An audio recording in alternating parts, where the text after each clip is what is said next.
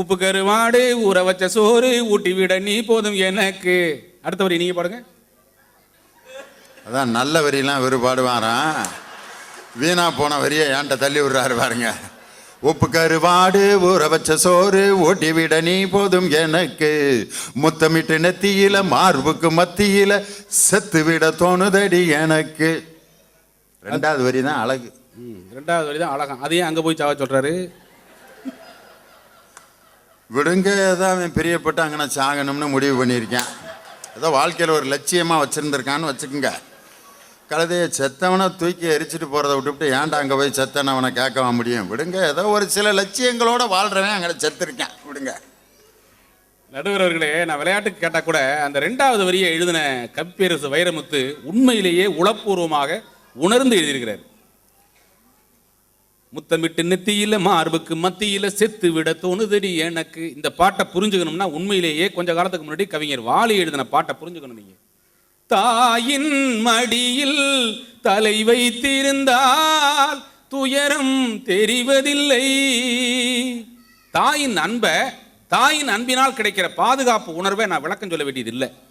தமிழ்நாட்டில் ஒரு பழமொழி உண்டு, தாய்க்கு பின் தாரம். அதுக்கு என்ன அர்த்தம்னா, தாய் தருகிற அன்பை, தாய் காட்டுகிற பாசத்தை தாய்க்கு பிறகு ஒரு ஆடவனுக்கு தரக்கூடியவள் மனைவி என்று பொருள். அது அதனாலதான் நடுவர் அவர்களே, தாய்க்கு பின் மனைவியை சொல்லுகிற பாட்டா இந்த பாட்டை முத்தமிட்டு நெத்தியில மார்புக்கு மத்தியில செத்து விட தோணுதடி எனக்குன்னு வைரமுத்து எழுதின அப்படியே உன்னதமான அந்த வரிகளின் அர்த்தம் தாம்பத்திய வாழ்க்கையை உணர்ந்து பார்த்தவர்களுக்கு தான் தெரியும்.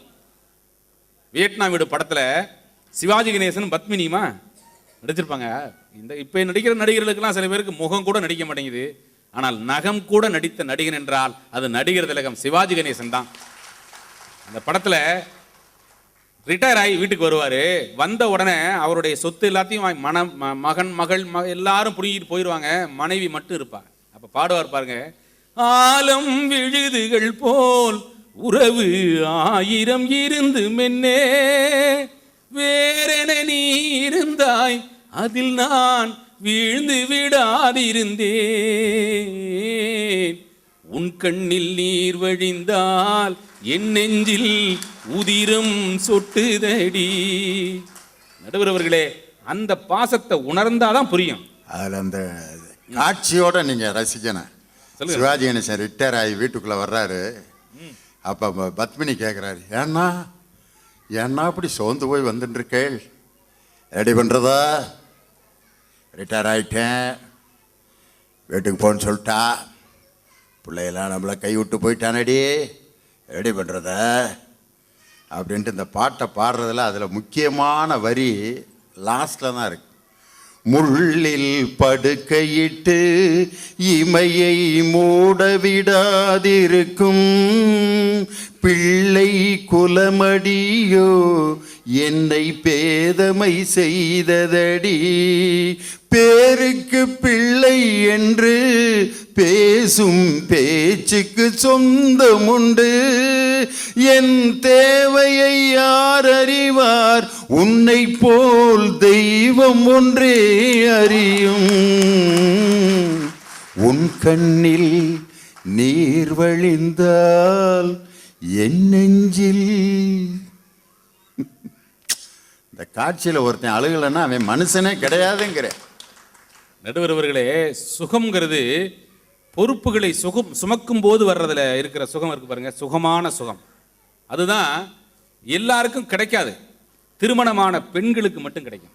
திருமணமான பெண்கள் வயிற்றுல சுமப்பாங்க பாருங்க. ஆண்கள் 1000 சொல்லலாம், குடும்பத்தை சுமக்கிறேன்னு. ஆனால் 10 மாதம் அந்த பெண்கள் நம்முடைய வாரிசை வயிற்றில் சுமந்துக்கிற போது ஏற்படுகிற அந்த சின்ன சின்ன விஷயங்கள்லாம் வெளியில் சொன்னால் புரியாது. அந்த சுகத்தை பாட்டா போட்டாருங்க எம்ஜிஆர் ஒரு படத்தில். ஓராம் மாசம் உடலது மெலியும், ஈராம் மாசம் இடையது நலியும், 3ஆம் மாசம் முகமது வெளுக்கும், 4ஆம் மாசம் நடந்தா இறைக்கும், உடையவள் சுமக்கும் மாதங்கள் 10, சிப்பியின் வயிற்றில் இருப்பது முத்து. கேட்டிருக்கீங்களா நடுவர் அந்த பாட்டு? கேட்டிருக்கேன். இதுலயும் நீங்க முக்கியமான வரியை விட்டுவிட்டீங்க. என்னது? மாங்காய் இனிக்கும் சாம்பல் ருசிக்கும் மசக்கையினாலே அடிக்கடி மயக்கம் ஆரீராரோ ஆரீராரோ காது கொடுத்து கேட்டேன் ஆகா குவா குவா சத்தம் இனி கணவனுக்கு கிட்டாது அவ குழந்தைக்குத்தான் அப்படிம்பார். ஒரு குறிப்பிட்ட பீரியடுக்கு பிறகு கணவனுக்கு அது கிடைக்கவே கிடைக்காது. உட்காந்து வேடிக்கை பார்த்துக்கிட்டு இருக்க வேண்டியதான். அதைத்தான் எம்ஜிஆர் வேதனையோட அந்த சவுண்டை மட்டும் கொடுப்பார். குவைத் வாழ் பெரியோர்களே, நண்பர்களே, குவைத் தமிழ்ச்சங்க உறுப்பினர்களே, உங்களுக்கு ஒரு ரகசியத்தை நான் இங்கே சொல்லி ஆகணும். நடுவர் அவர்கள் சொன்ன மாதிரி உலகம் முழுசு எத்தனையோ நாடுகளில் போய் நாங்கள் பேசியிருக்கோம். ஆனால் அந்த நாடுகளெல்லாம் தெரியாத ஒரு நம்ம நடுவருடைய திறமை இன்னைக்கு தான் எனக்கு தெரிஞ்சது. என்ன அது? நடுவர் அவர்கள் சுத்தமாக பாடுவார், சத்தமாக பாடுவாருன்னு உலகம் முழுசும் தெரியும். முத்தமாக பாடுவாருன்னு இன்னைக்கு தான் தெரியும். பாட்டில் வர்ற சவுண்டைத்தானையா கொடுத்தேன். என்னமோ நான் தான் புதுசாக கொடுத்தது மாதிரி பேசிக்கிட்டு இருக்கீங்க. பாட்டை கேட்டு பாருங்க, அந்த சத்தம் வரும். இந்த திருமண பந்தம் ஏற்படுகிற பாதுகாப்பு உணர்வு இருக்கு பாருங்க. இந்த பாதுகாப்பு உணர்வு தமிழ்நாடு உலகத்துக்கே வழிகாட்டுகிற ஒரு நிகழ்ச்சி இருக்குன்னு சொன்னா அது 60ஆம் கல்யாணம். 60ஆம் கல்யாணம் வரை இணை பிரியாமல் வாழ்கிற தம்பதிகளுக்கு தமிழ்நாட்டில் இருக்கிற மரியாதை உலகில் வேறு எங்கும் கிடையாது. உலகத்தில எல்லாம் ஆச்சரியப்பட்டு தமிழ்நாட்டில் 60ஆம் கல்யாணமா அப்படின்னு ஆச்சரியமா நினைக்கிறான்னா அது எங்க இருந்து கிடைக்குது? திருமணம் ஆகாதவர்களுக்கு அல்ல. 60ஆம் கல்யாணம் பண்ற அவங்களுக்கு காலில் வந்து விழுவாங்க, சம்பந்தமே இருக்காது. பேரம்பேத்திகள் நடத்துவாங்க, அதை மற்றவங்க வந்து காலில் வந்து விழுறாங்கன்னா அந்த மரியாதை 60ஆம் கல்யாணம் வரை வாழ்கின்ற தம்பதிகளுக்கு கிடைக்கிற மரியாதை. நீங்க சொல்ற மாதிரி பார்த்த உடனே காதல், நாக்க பிடிக்கி போட்டு காதல், மூக்க பிடிக்கி போட்டு காதல்னு சினிமாவில் வர்றதல்ல.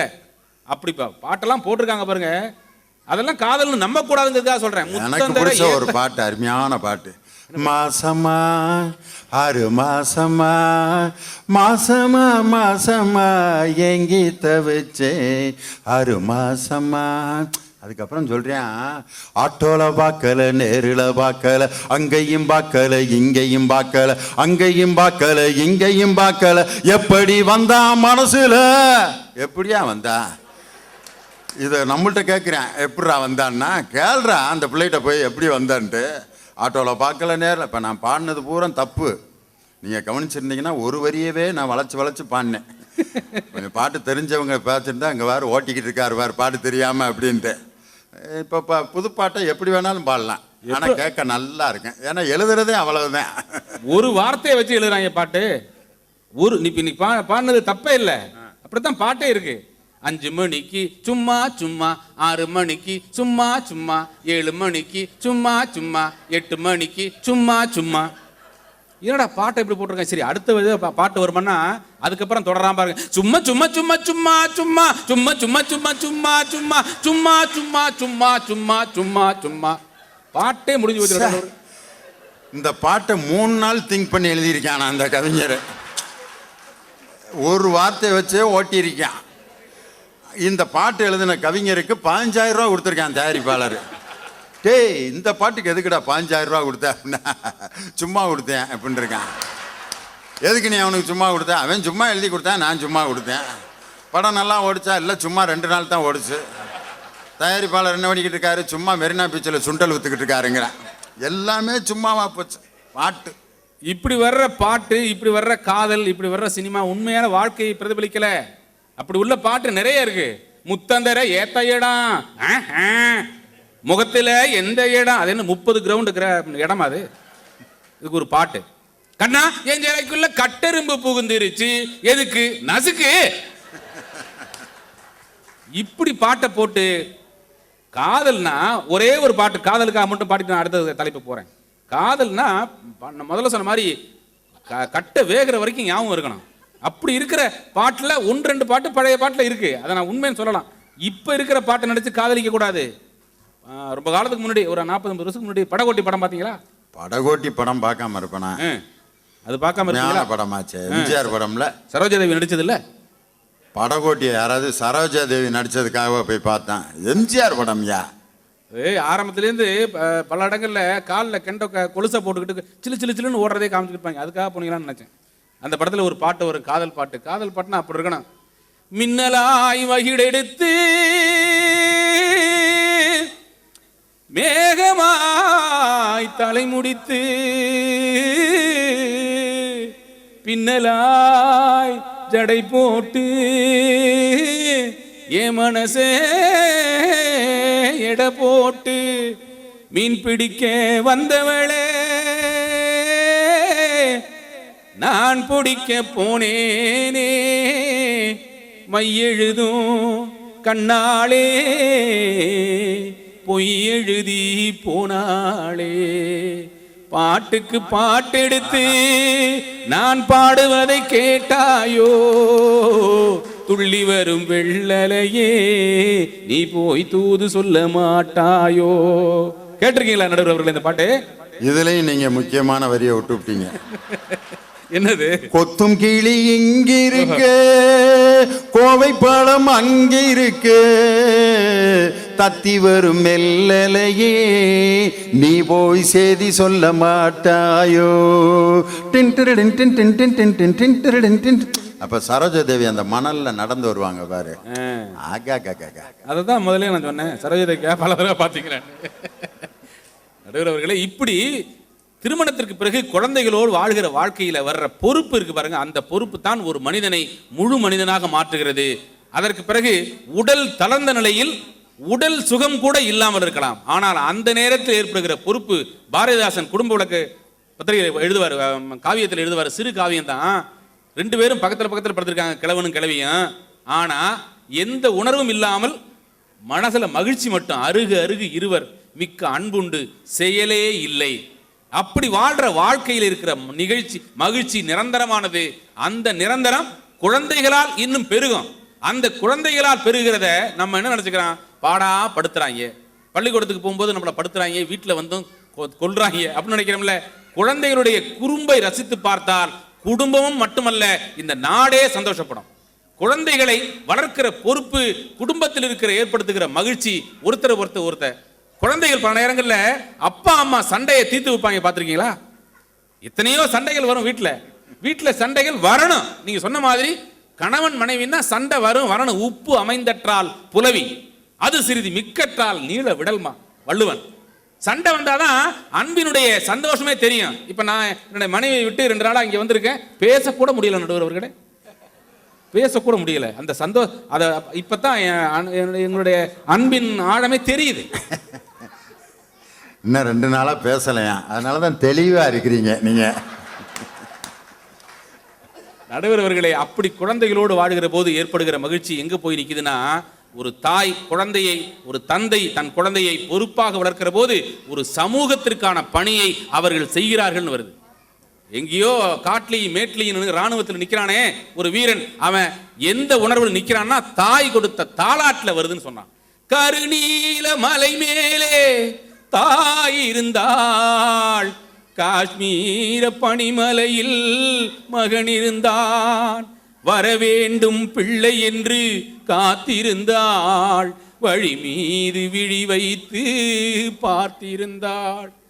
நடுவரவர்களே, தாளாட்டும் போது தாய்ப்பாலோடு சேர்த்து தருகிற அந்த அன்பின் காரணமாக அவன் ஒரு உலக மனிதனாக மாறுகிறான், சமூக பொறுப்புள்ளவனாக மாறுகிறான். அப்படி சமூக பொறுப்புள்ள மனிதனாக மாற்றுகிற தாயும் தந்தையும் சேர்ந்து வளர்க்கிற குழந்தையோடு தான் மகிழ்ச்சி என்பது நிரந்தரமானது. அந்த மகிழ்ச்சி என்பதுதான் ஒவ்வொரு மனிதனும் அடைய வேண்டிய சுகம். தன்னளவில் சுயநலத்தால் பெறுகிற திருமணத்திற்கு முந்தைய மகிழ்ச்சியை மகிழ்ச்சி என்று நினைக்காதீர்கள். அது வெறும் சந்தோஷம், சுயநலம் சார்ந்தது. பொறுப்பு வாய்ந்த, நிம்மதி வாய்ந்த, நிறைவான மகிழ்ச்சி என்பது திருமணத்திற்கு பிறகுதான் என்று நீங்கள் நல்ல தீர்ப்பை தர வேண்டும். என்னுடைய சகோதரி பேசியிருக்கிறார்கள் என்பதற்காக அல்ல, உண்மையை நீங்கள் சொல்லக்கூடியவர் என்பதனால். எங்கே இருந்தாலும் உண்மையை சொல்வீர்கள். ஒரு காலத்தில் மதுரையில் தவறான தீர்ப்பு கொடுத்ததனால் பாண்டிய நெடுஞ்செழியன் அந்த இடத்திலேயே ஹார்ட் அட்டாக் வந்து செத்து போனான். அதனால நீங்கள் அப்படியெல்லாம் செய்ய வேண்டிய அவசியமே இல்லை.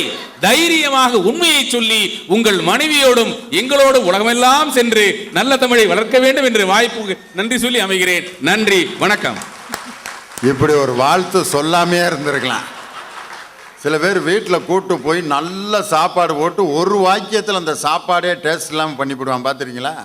பிரியாணி கிரியாணி அது இது எல்லாம் சிக்கன் 65 இறால் எல்லாம் வச்சுட்டு சாப்பிடுங்க சார். இதெல்லாம் மனுஷன் சாப்பிடுவானா? நீங்கள் சாப்பிடுங்க சார்ன்றான்.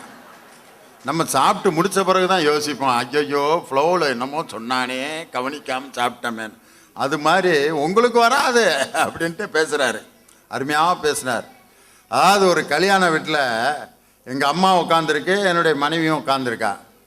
நடந்து போகிறேன், தடிக்கு கீழே விழுகிறேன்.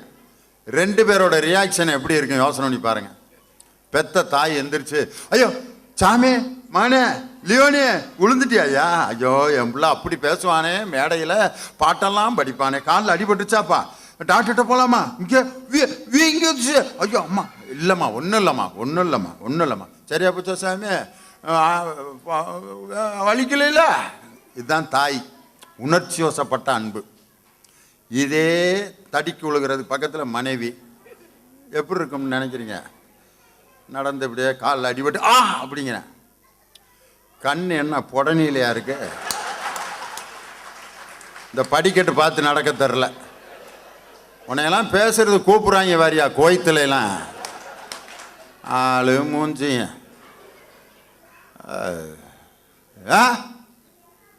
ஒன்றும் இல்லை, என்ன ஒன்றும் இல்லை. ஆனால் 2 அன்பு தான். என்னுடைய தாயின் அன்பு பரவசமான அன்பு.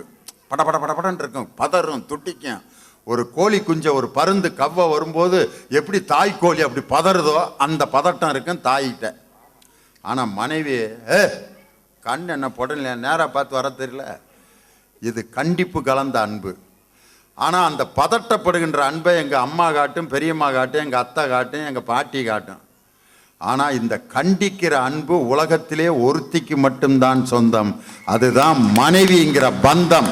அதுக்கு தருகின்ற சந்தோஷம், உரிமை வேற யார் தர முடியும்? அதான் சொல்லிட்டு எங்கே போயிட்டாரு? வீட்டுக்காரமாக்கு ஃபோன் பண்ண போயிட்டார். பார்த்தீங்களா? கொஞ்ச நேரத்தில் பாட்டுக்கு பாட்டு எடுத்துன்னாரு, ஓடிட்டார் மொபைலை தூக்கிட்டு. இப்போ இவர் பாருங்க, இங்கே 2 நாள் பிரிஞ்சதுக்கே இத்தனை தடவை போனை தூக்கிட்டு ஓடுறாரு. எவ்வளவு பேர் 6 மாதமோ 1 வருஷமோ வீட்டில் விட்டுவிட்டு வந்தாலாம் இங்கே இருக்குது. போனை தூக்கிட்டு ஓடிக்கிட்டே கிடந்தா என்ன ஆகிறது? பொழப்ப பார்க்க வேணா? அருமையாக பேசினாரியா. வீட்டில் சண்டை வந்து அதில் சமாதானம் ஆகிறது. ஒரு பாட்டு இருக்கும் எதிரி நீச்சலில், வி குமார் மியூசிக் போட்டிருப்பாரு, வாலியோட பாட்டு. அடுத்தாத்து அம்புஜத்த பார்த்தேடா, அவ ஆத்துக்காரர் கொஞ்சிறத கேட்டேடா அப்படின்னா, அடுத்தாத்து சங்கதி எல்லாம் நமக்கேண்டி, அவன் சம்பளம் பாதி கிம்பளம் பாதி வாங்குறாண்டி, 3 எழுத்த 3 சோவும் பார்த்தது நீ தாண்டி, சினிமாவுக்கே சம்பளம் போனா புடவைக்கு ஏதடி, பட்டு புடவைக்கு ஏதடி, அடுத்தாத்து சங்கதி எல்லாம் நமக்கேண்டி சொல்லிட்டான்ல. பேசாம இருக்க வேண்டியதானே? உடனே இது உங்களுக்குன்னு வாக்கப்பட்டு என்னத்தை கண்டா பட்டு. உடனே இவன் சொல்றான், பட்டு கிட்டு பேரை சொல்ல பிறந்திருக்கே ஒரு லட்டு அப்படிங்கிறான். அது சொல்றான்ல, புள்ள பிறந்திருக்கடி, இதை வச்சு வாழலாம் முடியா. 4 கிழமையும் போட்டுக்க ஒரு நகை நட்டுண்டானேக்கு, 8 கல்லு பேசரி போட்டா எடுப்பா இருக்கும் மூக்கு. கேட்கிற அவன் இல்லைங்கிறான். சட்டியில் இருந்தா அப்பையிலே வரும் தெரியாதடி நோக்கு அப்படின்றான். இல்லடி பேசாம இருடி, இப்போ இதுக்கு எப்போ எனக்கு எதுக்கடுத்தாலும் தாக்கு. ஓஹோ அடுத்தாத்து அம்புஜத்த சொல்லிட்டான்ல. அதுக்கப்புறம் கோவம் வந்து, ஏட்டிக்கு போட்டி பேசாதேடி பட்டு. புருஷன் தான் திட்டுறான்ல, போவேன் பேசினா என்ன விட்டேளா ஒரு குட்டு. ஆத்திரம் வந்தா பொல்லாத வண்டி சிட்டு சட்டுன்னு ஒரு அடி. அழுதுகிட்டே என்ன பாடுறா தெரியுமா? அடுத்தாத்து அம்புஜத்தை பார்த்தேளா, அவ ஆத்துக்காரர் கொஞ்சம் அடி வாங்கின பிறகு அடுத்தாத்து அம்புஜத்தை பார்த்தாலா, அந்த ஆள் கொஞ்சம் வாங்கி கொடுக்குறான், வாங்கி தர்றியா? இவனும் கையை பிடிச்சி அழுதுகிட்டு, அடுத்தாத்து சங்கதி எல்லாம் நமக்கேண்டி பட்டு நமக்கேண்டின்னு 2 பேரும் கையை சேர்ந்து அப்படி பிடிச்சிட்டு அப்படி நடந்து உள்ள போவாங்க. இதுதான் ஃபேமிலி. சண்டை வரணும், சமாதானம். அதைத்தான் அழகாக முத்துலவன் சொன்னார். வாங்க தனபாலு, கேக்கா பேண்ட்டை பாருங்களேன், லாரிக்கு போட்டிருக்க தார்பாய் மாதிரி. இன்னைக்கு இளைஞர்கள் இதைத்தான் போட்டிருக்கேன். இதுக்கு பேர் ஜீன்ஸுங்கிறேன். ஆனால் அதில் என்ன ஒரு வசதினா, ஜனவரியில் போட்டால் அக்டோபரில் தான் துவைக்கிறேன். ஒருத்தன் 1.5 வருஷம் துவைக்காமையே ஒரு பேண்ட்டை போட்டு வீட்டில் கழட்டி போட்டிருக்கேன். ஒரு நாய் மோந்து பார்த்துட்டு செத்துருச்சு, அங்கனே நுரைய கேட்டு. அது துவைக்காமல் இருக்கத்தான் அது அழகா. இப்போ பேண்ட்டும் இல்லை டவுசரும் இல்லை, ரெண்டையும் கூட்டி 2ஆல் வகுத்து ஒன்றை போட்டிருக்கேன். அது என்னடான்னு கேட்டால் பர்முடாஸுங்கிறேன். 32 பாக்கெட் வச்சுருக்கேன், ஒன்றில் கூட காசு இல்லை. இப்போ என்னடா பர்முடாஸ் அதுக்கு பேர். எங்கெங்கே கொண்டு போய் நிப்பாட்டுவாங்களோ. இப்போ நம்ம ஊர் பக்கம்லாம் பேண்ட்டு ஜட்டிக்கு கீழே 2 அடி கீழே தொங்கிட்டு இருக்கு. ஜட்டி கம்பெனி வெளியே தெரியுது. டேய் இன்னும் கொஞ்சம் இறங்குச்சு அவ்வளவுதான் அப்படின்னா, அது இறங்கிட்டு போகுது, உங்களுக்கு என்ன போட்டிருக்கோம்ல ஏதாவது அப்படிங்கிறேன். அதே மாதிரி பொம்பளைகளுக்கு இந்த நைட்டிங்கிற ட்ரெஸ்ஸை எவன் கண்டுபிடிச்சானே தெரிலையா. யானைக்கு லங்கோடு போட்ட மாதிரி மேலே இருந்து இது வரைக்கும் அப்படியே கிளம்பி வருது. அது எதுக்கு அந்த ட்ரெஸ்ஸை கண்டுபிடிச்சிருக்காங்கன்னா, இந்த 8 இப்போ சிமெண்ட் தொட்டியாக மாறிடுச்சா, அதை மறைக்கிறதுக்கு தான் நம்மளால் கண்டுபிடிச்சி போட்டு விட்ருக்கேன் அதை நைட்டி. அது மாதிரி பல ஆடைகள் இப்போ நம்ம வசதிக்காக உருவாயிருச்சு. பேசுங்க தனவாள், உங்களுக்கு அழகாக இருக்குது ஜீன்ஸ் பேண்ட்.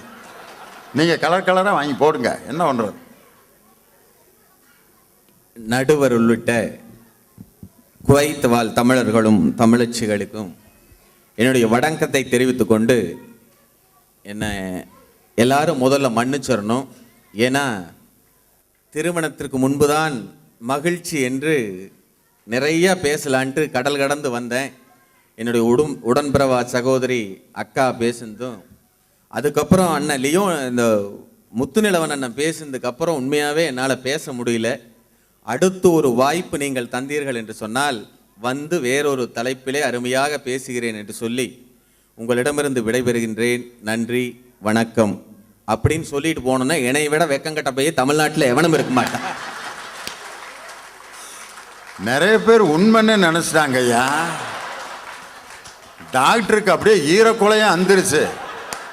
பாடாதி பேல நான் கோயம்புத்தூர்லேயே போய் நேரடியாக இன்வைட் பண்ணி இதுகளுக்கு விசா போட்டு டிக்கெட்டை போட்டு இங்கே கூட்டிகிட்டு வந்து ராத்திரி பூரா ஏர்போர்ட்டில் காத்திருந்து கொண்டு வந்து ரூமை போட்டு சோத்தை போட்டு மேடை ஏற்றுனா, அடுத்த வருஷம் நான் வந்து பேசுகிறேன்னு சொல்கிறாரே அப்படின்னு டாக்டர் மாரியப்பனுக்கு மயக்கமே வந்துருச்சு.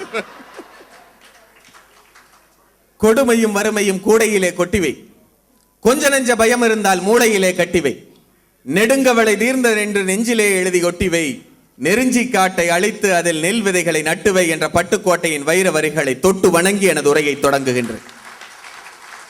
சித்திரை திருவிழாவை சீரோடும் சிறப்போடும் நடத்தி கொண்டிருக்கின்ற தலைவர் ரவிக்குமார், செயலர் மாரியப்பன் உள்ளிட்ட குவைத் தமிழ்ச்சங்க நிர்வாகிகளுக்கும் குவைத் வாழ் தமிழர்கள் அத்தனை பேருக்கும் என்னுடைய வணக்கத்தை தெரிவித்துக் கொள்ளுகின்றேன். தமிழனும் தமிழச்சியும் எப்படி வாழ வேண்டுமோ அப்படியே அசலுக்கு அசலாக வாழ்ந்து கொண்டிருக்கின்ற உங்களுடைய செயல்பாடுகளை பார்க்கும் பொழுது உண்மையாவே மற்றற்ற மகிழ்ச்சி அடைகிறேன். தமிழன் எப்படி வாழ்ந்தான் தெரியுமா? திசையை 8ஆக வகுத்தான் தமிழன். திசையை 8ஆக வகுத்த தமிழன் இசையை 7ஆக வகுத்தான். இசையை 7ஆக வகுத்த தமிழன் சுவையை 6ஆக வகுத்தான். சுவையை 6ஆக வகுத்த தமிழன் தான் வாழுகின்ற பகுதியை நிலத்தை 5ஆக வகுத்தான். நிலத்தை 5ஆக வகுத்த தமிழன் காற்றை 4ஆக வகுத்தான். காற்றை 4ஆக வகுத்த தமிழன் தாம் பேசுகின்ற மொழியை 3ஆக வகுத்தான், இயலிசை நாடகம் என்று. மொழியை 3ஆக வகுத்த தமிழன் வாழ்க்கையை அகம் புறம் என்று 2ஆக வகுத்தான். வாழ்க்கையை கூட 2ஆக வகுத்த தமிழன் ஒழுக்கத்தை 1ஆக வைத்தான், அதை உயிருக்கு மேலாக வைத்தான்.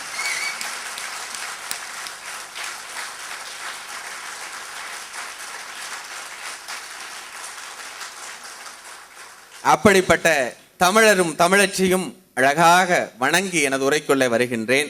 நடுவர் அவர்களே, பட்டிமன்றம் என்று சொன்னால் நீங்கள் நடத்துவதிலே ஒரு குடுமை வைக்காத நாட்டாமை, தீர்ப்பு வழங்குவதிலே நீங்கள் ஒரு குடை பிடிக்காத சின்ன கவுண்டர், உலகம் முழுதும் பட்டிமன்றம் பேசுவதிலே நீங்கள் ஒரு டவுசர் போடாத 8பட்டி ராசா. ஒரு நடுவரை எப்படி அறிமுகப்படுத்துறது?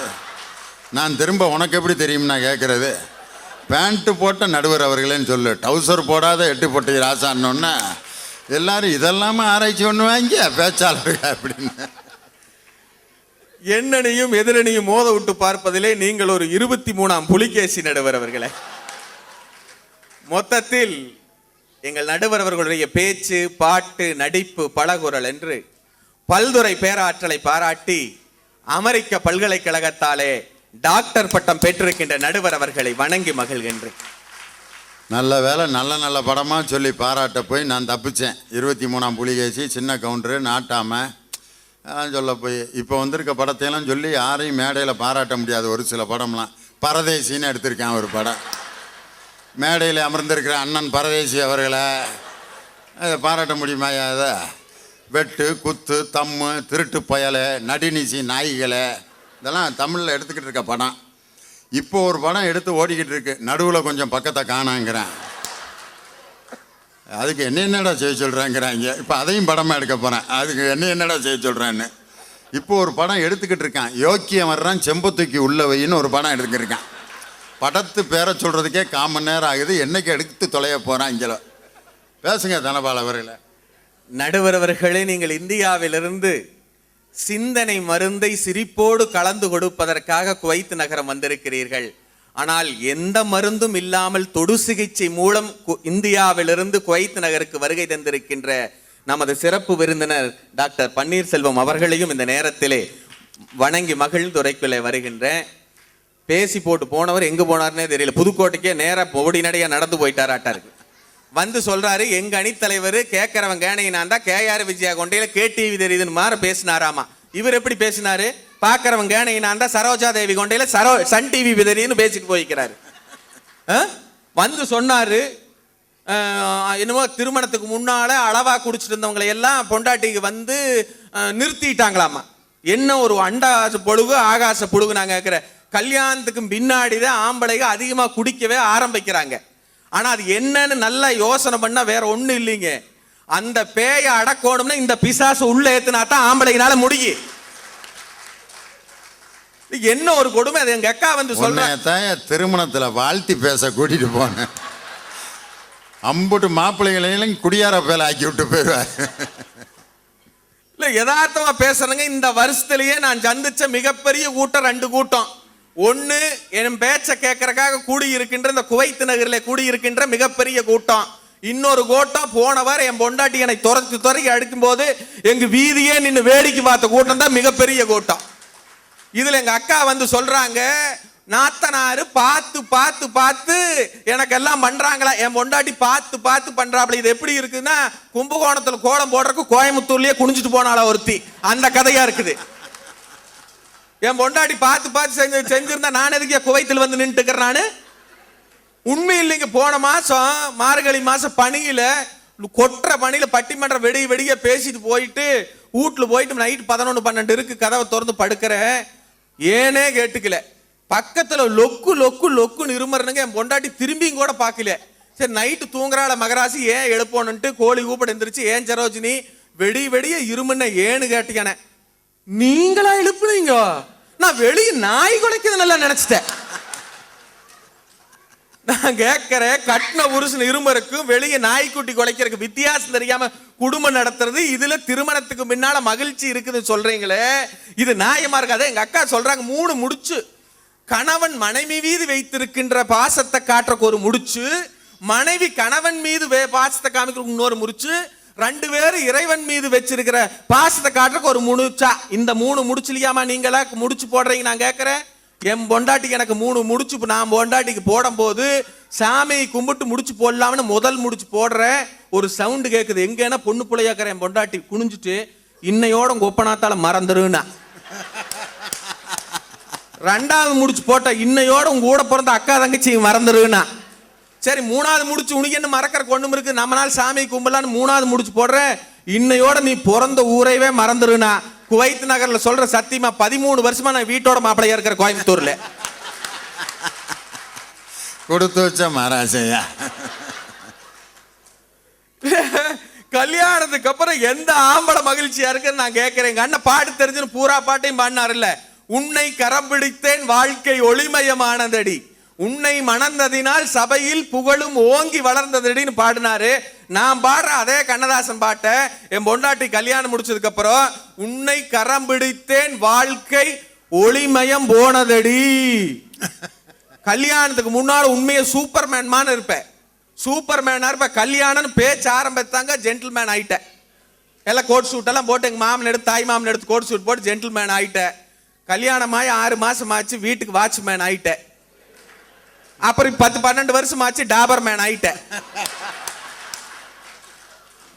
அப்புறம் இன்னும் கொஞ்ச நாள் போச்சுன்னா வாட்டர் மேன் ஆயிருவேன். இதுல 3 முடிச்சு போட்டேன்னு நடந்து மேனா இருக்கிய, அது வரைக்கும் பெரிய விஷயம்யா. இல்ல யோசிச்சு வாட்டர் மேன் வந்துட்டான் பாரு. இல்ல நான் உங்களை தெரியாதனமா ஒரு கேள்வி கேட்கிற நடுவர் அவர்களே, நான் தெரியாதனமா கேள்வி கேட்கிறேன், அதுலயே விடையே இருக்குதுங்க. கேளுங்க. கல்யாணமே ஆகாத சுவாமி விவேகானந்தர் மகிழ்ச்சியா இருந்தாரா இல்ல சுவாமி நித்யானந்தா மகிழ்ச்சியா இருந்தாரா? 2 பேர்த்து பேர்லயுமே ஆனந்தம் இருக்கு. நீ இப்படி ஒரு கேள்வி கேட்டா நான் எப்படியா பதில் சொல்றது? தனபால் அவர்களே 2 பேருமே மகிழ்ச்சியா இருந்தாங்க. எப்படிங்க? வித்தியாசம் தான், ஒரே ஒரு விஷயத்துல தான் வித்தியாசம். எப்படிங்க? விவேகானந்தர் தன்னுடைய சீடர்களை உருவாக்கி மகிழ்ச்சியாக இருந்தார். நித்யானந்தர் சீடிகளால் மகிழ்ச்சியாக இருந்தார். சீடினா நீங்க காம்பாக்ட் டிஸ்க்னு நினைச்சிடாதீங்க, சீடருங்கிறதுக்கு பெண்பால். சீடம் சீடி. இன்னும் ஒரே ஒரு கேள்வி நடுவர்களே, கூப்பிட்டு போலான்னு நான் போயிட்டு இருக்கிறேன். போகையில முன்னாள் 2 பொம்பளை சரியான சண்டை. ஒரு பொம்பளை சொல்றாப்புல விசு விசுன்னு ஊட்டி காத்து அடிக்குது, சட்டை மூடடி, எனக்கு வீசிங் இருக்குது, இழுத்துட்டு செத்துருவேன் அப்படிங்கிறா. இன்னொரு பொம்பளை சொல்ல எனக்கு ஏற்கனவே பிரஷர் கர்சரில் இருக்குது, சட்டை காத்து கீத்து வலி நான் செத்துருவேன், தொரடி சட்டை அப்படிங்கிறா. கண்டக்டர் பார்த்து சலிச்சுட்டு என்ன பண்றதுன்னு தெரியாம டிரைவர்கிட்ட போய், அண்ணே 2 பொம்பளை சரியான சண்டைப்படுதுண்ணே, சட்டை சாத்துங்கிற ஒருத்தி, சட்டை தொரோங்கிற ஒருத்தி, என்னென்ன பண்றதுன்னா டிரைவர் கூலா சொன்னாரு, ஒரு 1/2 மணி நேரம் சட்டை சாத்து, ஒருத்தி சாவிட்டு, அப்புறம் ஒரு 1/2 மணி நேரம் சட்டை சாவரா, இன்னொரு சாவிட்டுனா என்னன்னு இப்படி பேசுறீங்க? கம்மன் 2 என்ற பொண்டாட்டி வீட்டுல தாங்க முடியும், பஸ்லயும் வந்து தொந்தரவு பண்ணுதுங்கிற. நீங்க இதுனால நிம்மதியா இருக்கும் நினைக்க முடியுதுங்களா? குவைத்தே வந்திருக்கிறோம்னு அடிவகத்துல நெருப்பு கட்டிட்டு இருக்கிற போகையில கோயம்புத்தூர்ல என்ன பிரச்சனை கிளப்புற ஆளுகளா 2 பேருன்னு பயம். ஒரு நாள் திருப்பூர் நிகழ்ச்சி முடிச்சுட்டு போறேன், என் பொண்டாட்டி ஒரு பக்கம் திருப்பிக்கிறேன், எங்க அம்மா ஒரு பக்கம் திருப்பிக்கிறாங்க. பாருங்க, இதோட போது நான் வாழ்ந்த வாழ்க்கை, உனக்கு உங்க அம்மாவோடவே குடுத்தனம் பண்ணிக்கோ, நான் எங்க அப்பன் வீட்டுக்கு போறேன்னா. திரும்பி பாக்குறேன், பொண்டாட்டி சொல்றதா கோத்தாலோடய உனக்கு குடும்பம் நடத்து படிக்கும், நான் எங்க அப்பன் வீட்டுக்கு போறேன். அவ சொல்றாப்ல, எங்க அம்மா சொல்ற மகராசனா பொண்டாட்டி போலையோட பொடிசாமி, நான் எங்கேயோ காசி ராமேஸ்வரம் போறேன். நான் ஒன்னும் சொல்லு, 2 பேரும் கிளம்புங்க, வீட்டுல வேலைக்காரி இருக்குன்னு கப்பு நடக்கிட்டாளுங்க. என்னடா பண்றது? குடும்பத்துக்கு போய் போடா இப்படி ஒரு சண்டை வரும்னு இந்த புட்டை போடலாம்னு காத்துக்கிட்டு இருந்திருக்க, ஒர்க் அவுட் போயிருச்சு. அந்த வேதனையை இங்கே கொட்டிக்கிட்டு திடுறேன். நடுவரில் குடும்பத்தை ஏதோ முயற்சி பண்ணி சந்தோஷப்படுத்தணும், ஏதாவது ஒரு பிட்ட போட்டுத்தாகணும். ஒரு நாள் அதுவும் என்ற ஜாவலாக இவ்வளவு ஒன்றும் நடக்கல. எந்த பொம்பளை டாம்பளை இது நடந்துக்குதுங்க, எங்கேயும் நடக்காது. நீங்க ₹1 கோடி கொடுங்க பார்க்கல. குவைத்துல 4 நாளைக்கு நான் இருந்துருவேன் பாக்குறேன். சித்திரை 1ஆம் தேதி ஞாயிற்றுக்கிழமை போய் கோலம் போடுறது, ஊடு வைக்கிறது, பூசுறது எல்லாம் நான் தான். தமாசு இல்ல. எங்க அக்கா சொன்னாங்க இல்ல, அது சொன்னா குங்குமத்துக்கு விளக்கம், கணவன் மீது வைத்திருக்கின்ற பாசத்தை குறிப்பதுதான் இந்த குங்குமமா. ஒரு பொம்பளை நத்தையில குங்குமம் இருக்குதா, பூரா ஸ்டிக்கர் போட்டு பொய். அப்ப பாசம் பொய். குங்குமம் இருந்தா தானே அது மெய், குங்குமம் இல்லைன்னா அது டூப்பு. பொட்டுக்கு வரல டூப்பு, பாசமும் டூப்பு. எங்க இருக்குது இது? எங்க இருக்கு? ஒண்ணு இல்ல. போன வாரம் கத்தரா என்ன கடையில பேஸ்ட் வாங்கி தொலைச்ச, நுரையும் வர மாட்டேங்குது, ஒன்னும் வர மாட்டேங்குதுன்னா நான் சொன்ன நுரை வரலன்னு ஒண்ணு கொஞ்சம் சேர்த்து போடுறி வாயில நுரை வரும்னு பேஸ்ட் டூத் பேஸ்ட் எடுத்து சத்தம் போட்டுக்கிறேன். கொஞ்ச நேரம் கழிச்சு மறுபடியும் கண்ணாடி, நுரையும் பெல்ல ஒண்ணும் பெல்ல, செல்லமனை கண்ணாடின்னு தான் கூப்பிடுவா, அதை வேற பிரச்சனை. இன்னும் மோசமா கூப்பிடுவா, மேட நாகரிகத்துக்காக அதை மட்டும் சொல்றேன். கண்ணாடின்னு என்ன பண்ண, ஒன்னு நுரையும் வர மாட்டோம். போய் பாக்கறனுக்கு தூக்க கலப்புல டூத் பேஸ்ட் அப்படியே இருக்குது, பக்கத்துல மூஞ்சிக்கு போடுற பேரன் லெவலி போட்டு பழு விளக்கிட்டு இருக்கிறேன். இவை குடும்பத்துல என்ன பண்றாங்க நான் கேட்கிறேன். குங்குமத்தை கணவன் மீது வச்சிருக்கிற பாசம், என் பொண்டாட்டி தான் அழுங்காம அம்மன் கோயிலுக்கு போயிட்டு தன் குங்குமத்தை வாங்கி இந்த தாலி எடுத்து ஸ்லோ மோஷன்ல அமுக்குன்னு அமுக்குனா. நான் கேட்டேன், ஏன் சரோஜினி உனக்கு இத்தனை பாசம் என் மேலேன்னு? ஒன்னும் கிடையாது, இற்றைக்கும் 7 ஜென்மத்துக்கு இந்த இழிச்சு வாயினே எனக்கு புருஷனா கிடைக்கும் ஜாமீன் கும்பிட்டுக்கிறாங்க. நம்மளை விட உனக்கு இழிச்சு வாயின எவன் கிடைப்பா? நான் கேட்கிறேன், நான் எவன் கிடைப்பான்னு கேட்கிறேன். நிறைவா சொல்றேன், திருமணத்துக்கு பின்னால வாழ்றோமுங்க, எல்லாரும் வாழ்றோம், போட்டு எல்லாம் விட்டு போட்டு வந்து வாழ்றோம், இல்ல பொண்டாட்டி அவங்க விட்டு போட்டு இங்க வந்து வாழ்றோம், இல்ல என்ன பண்றது பொண்டாட்டி கூடவே கூப்பிட்டு வர்றோம். என்ன இது ஒரு பெரிய வித்தியாசம் இல்ல. சில பேருக்கு 7 நாட்டு சனி, ஒருத்தனுக்கு ஜென்ம சனி, அவ்வளவுதான். விட்டு போட்டு வந்தவனுக்கு 7, கூடவே கூப்பிட்டு வந்தவனுக்கு ஜென்மம். இப்ப யார சொல்லிக்கிட்டு இருக்கேன்னு எனக்கு புரியலையே. நீ சொல்றத பார்த்தனா எனக்கு பட்டுக்கோட்டை கல்யாண சுந்தரம் பாட்டு தான் ஞாபகம் வருது. துன்பத்தை காட்டு சுமக்க துணிந்தவன் சொன்னாலும் கேட்பானோ ஞான பெண்ணு, சொன்னாலும் கேட்பானோ ஞான பெண்ணு, அதான் ஞாபகம் வருது. நிறைவா சொல்றதுங்க, திருமணத்துக்கு பின்னாடி குடும்பத்துல படுற அவஸ்தைகள் இருக்குது பாருங்க, அது வாய் விட்டு சொல்ல முடியாது. ஒரு பொண்டாட்டி, கட்டின பொண்டாட்டி ஒரு 100-110 ரூபாய்க்கு நைட்டி கேட்ட என்ன தப்பு நான் கேட்கிறேன். இவ்வளவு நேரம் நான் பொண்டாட்டிகளை திட்டிட்டு இருந்தேன். பெத்த தாயை நான் சொல்றேன், கல்யாணம் வரைக்கும் தாய் மகன் உறவு என்பது உலகத்திலேயே வரலாற்றிலேயே ஒரு பாச பிணைப்பா நம்ம படிக்கிறோம், நடந்துக்கிறோம். ஆனா இன்னொரு பொம்பளைய கைப்பிடிச்ச உடனே இந்த பெத்து வளர்த்தன தாய்க்கு இருக்கிற ஆற்றாமை இருக்குது பாருங்க, அதனால வருகின்ற பிரச்சனை திருமணத்திற்கு பின்பு தாங்க முடியாத பிரச்சனை. என் பொண்டாட்டி 110 ரூபாய்க்கு ஒரு நைட்டி கேட்டா, வாங்கி கொண்டு வந்து பாசமா கொடுத்து, பட்டு புடவை கேட்கலாம், வைர நெக்லஸ் கேட்டாலும் கூட திட்டலாம். 110 ரூபாய்க்கு நைட்டு கேட்ட என்ன தப்பு, வாங்கி கொண்டு வந்து கொடுத்த மறுநாள் நைட்டு பாக்குற எங்க அம்மா மூஞ்சி சுரக்காயாட்ட வீங்கி கிடக்குது. ஏமான அப்போ பொண்டாட்டிக்கு மட்டும் நைட்டு எனக்குங்கடா அப்படின்னாப்புல. சரிமே இதுதான் பிரச்சனையா, உனக்கும் அதே கலர்ல அதே விலையில எடுத்துட்டு வந்து கொடுக்குறேன். 2வது நாள் 110 ரூபாய்க்கு கொடுத்து ஒரு நைட்டி வந்து எடுத்துட்டேன். இந்த ஸ்டாண்ட் மாற என் பொண்டாட்டி, அந்த ஸ்டாண்ட் மாற எங்க அம்மா, யாருடி நீ மோகினின்ட்டு சலக்க நடந்தாங்க. சரி பிரச்சனை ஓஞ்சுது போ, குடும்பத்துல மகிழ்ச்சி வந்தாச்சுன்னு போய் உட்கார்ற, திண்ணையில் உட்காந்துக்கிற எங்க பாட்டிய 80 வயசு கிளவி கேக்குது, வயசு 80 கேட்கறது நைட்டு. ஏண்டா அப்போ உன்ற கண்ணுக்கும் பொண்டாட்டியும் உங்க அம்மா இருந்தா தெரியுறாங்க, இந்த கழுத்து சிரிக்கி உனக்கு தெரியலையானா, ஏன் பாட்டியானா எனக்கங்கடா நைட்டினாப்ல. புறப்பட்ட அதே கலர்ல அதே வேலையில் எடுத்துட்டு வரேன்னு போகும்போது எங்க பாட்டியை சொன்னா, ராசுனா ஏன் ஜாமீனா உன் பொண்டாட்டிக்கு உங்க அம்மாளுக்கு எடுத்துட்டு வந்த கலர்ல எடுக்காத, வெள்ளை கலர்ல நைட்டி எடுத்துட்டு வானா. ஏன் பாட்டியானா உங்க ஆட்டம் போனதுக்கு அப்புறம் நான் கலர் எல்லாம் கட்டுறது இல்லை.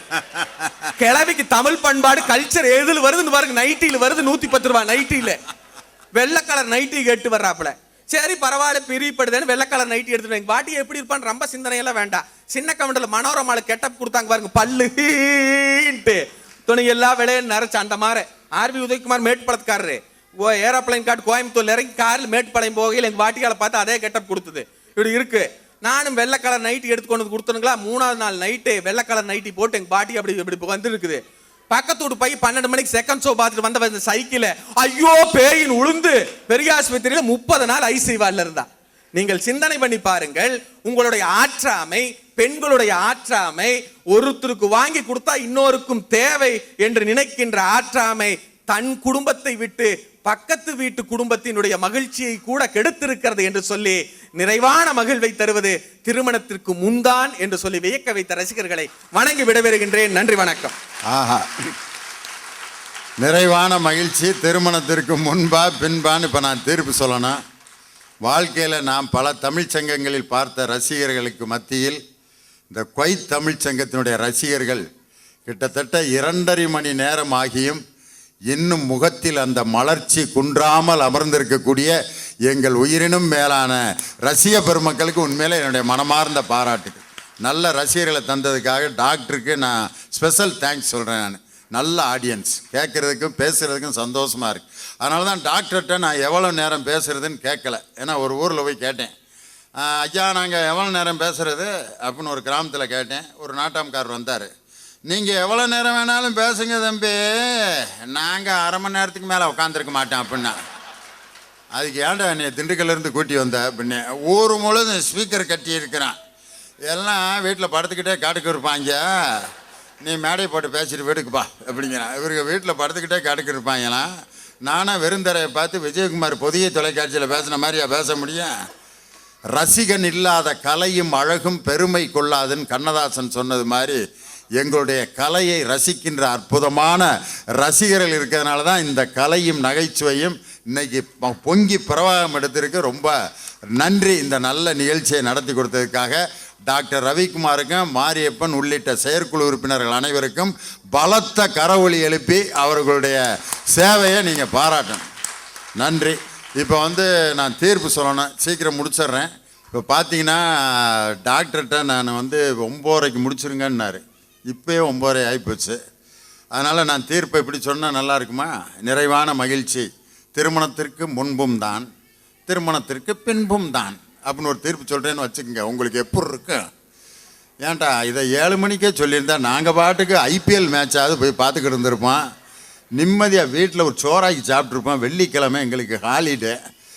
இப்படி ஒரு தீர்ப்பு சொல்கிறதுக்கு திண்டுக்கல்லேருந்து ஒரு நடுவர் அவசியம் தேவையா? கோர்ட்டில் ஒரு நீதிபதி இப்படி தீர்ப்பு சொன்னால் ஒத்துக்குறோமா? இவரை பார்த்தால் குற்றவாளியை போலவும் தெரிகிறது, குற்றம் செய்யாதவரை போலவும் தெரிகிறது. இவருக்கு தண்டனை கொடுத்தாலும் கொடுக்கலாம், விடுதலை செய்தாலும் செய்யலாம் அப்படின்னு எல்லாம் எந்திரிச்சு நீ நீதிபதியாக இருந்தாலும் இருக்கலாம், இப்படியே கவனம் கழட்டி போட்டு பிச்சை எடுக்க போனாலும் போகலாம். நீலாம் ஒரு நீதிபதியாயா? ஏதாவது ஒரு பக்கம் தாயா தீர்ப்பு சொல்லணும். மனுஷன்னா ஒன்று கேன் இல்லாட்டி கேனாட். 1000 ரூபா கொடுக்குறியா? தர்றேன் சொல்லு, இல்லாட்டி தரமாட்டேன். இந்த 2 பேரையும் நம்பலாம். இந்த இடையில ஒரு பதில் விடுவான் பார்த்தீங்களா? தருவியா தரமாட்டியா? தரலாம்னா நினைக்கிறேன்.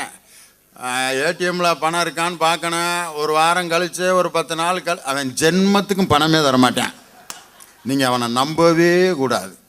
You can believe can people and cannot people, not அந்த 2க்கு இடையில இருக்கவனை நம்பவே நம்பாதீங்க. அவன் ரொம்ப ஆபத்தான ஆள். இதைத்தான் வடிவேல் காமெடியில் செஞ்சார். பஸ்ஸு காரு கேட்குறாரு, டேய் காரு வருமா?